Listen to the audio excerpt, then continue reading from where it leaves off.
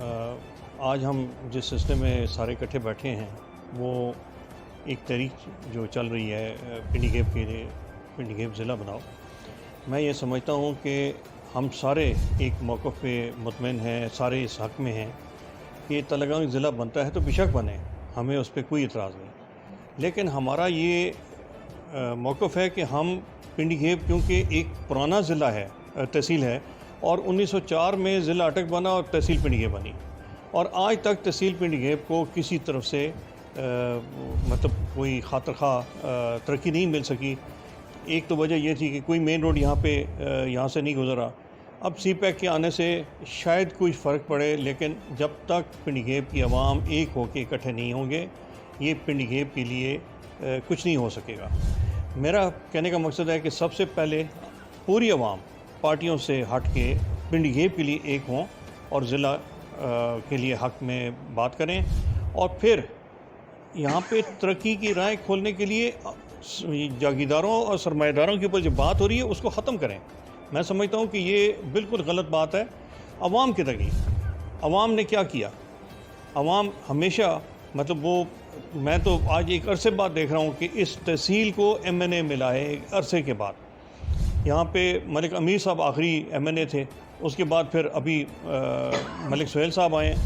उसके बीच में आप देखें जितना टाइम गुजरा है, सारे इम्पोर्टेड लोग आते रहे हमारे पास, और हमारी आवाम को इतना हक हासिल नहीं है कि वो अपनी मर्ज़ी का MNA चुन सकें।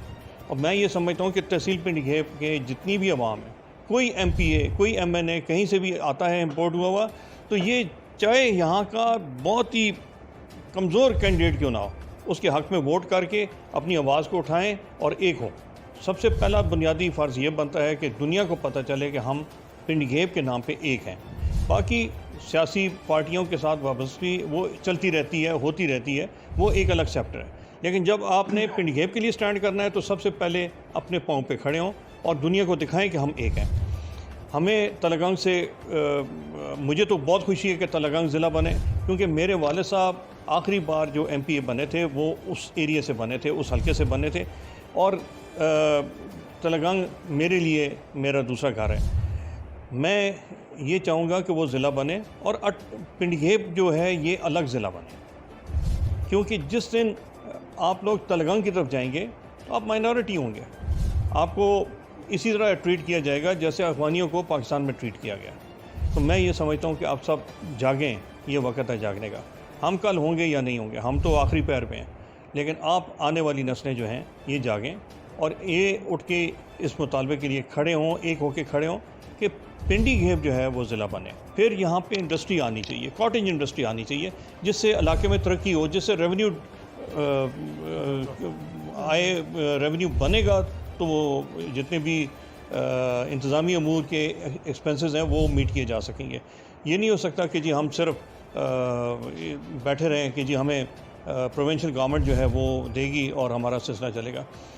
यहाँ पे मैं एक बात फिर कहूँगा जो मैंने मेरे ख़्याल है 2013 के कैंपेन में ओपनली कही थी कि हमारे मुल्क के लिए कालाबाग डैम का होना बहुत ज़रूरी है, और जिस कालाबाग डैम बनेगा तो मैं ये समझता हूँ कि पिंडी गेप को उसमें से जो रॉयल्टी मिलेगी वो अच्छी खासी होगी, जिसमें पिंडी गेप की तरक्की भी हो सकेगी और आवाम के जो मुतालबात हैं वो भी मिल सकेंगे, और जो रेवेन्यू जनरेट होगा वो भी इंतज़ामी अमूर के लिए हद से ज़्यादा होगा इंशाअल्लाह।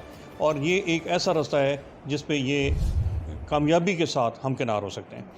कालाबाग डैम मुल्क की ज़रूरत है, उसमें जो पुराना सिलसिला था बड़े वाज़ेह तौर पे ये चीज़ हो चुकी है कि ना तो उसके बनने से नौशहरा को नुकसान होगा, ना चरसदा को नुकसान होगा, तो फिर ये झगड़ा किस बात का। कालाबाग डैम का पानी एक बार इकट्ठा हो गया, उसके बाद सिंध के हर एरिए को पहले से ज़्यादा पानी मिलेगा। तो मैं ये समझता हूँ कि ये सिंधियों का, बल्कि कुछ बलूचिस्तान का भी काफ़ी, मुझे एग्जैक्ट वो याद नहीं है कितने हेक्टर्स पे पानी जाएगा, वहाँ की जो बंजर ज़मीन है उसको आबाद करेगा। तो बलूचिस्तान सिंध इन दोनों को ज़रखेज़ी होगी। बिजली के मामले में हमारी जो आज हम सारे रो रहे हैं, कभी बिजली नहीं है, लोड शेडिंग हो रही है, और कभी बिल इतने आ रहे हैं जो हम लोग हर बंदा यहाँ पे चीख रहा है। तो ये मेरे ख्याल है एक और चीज़ है जो हमारे लिए बहुत ज़रूरी है, क्योंकि एक बार कालाबाग डैम बन गया तो उसके बाद बिजली के रेट बहुत सस्ते हो जाएंगे और ये जो हमें फर्नेस ऑयल पे बिजली बनानी पड़ी है ये बहुत कम यूज़ करनी पड़ेगी। मैं ये समझता हूँ कि अगर इन चीज़ों के साथ हम सारे मिल के स्टैंड लें तो आज जो आप हालात देख रहे हैं सैलाब के और ये सारी तबाही जो मुल्क की हुई है, तो उसमें मैं ये समझता हूँ कि ये कालाबाग डैम भी आज कब की ज़रूरत थी, लेकिन आज अशद ज़रूरत है।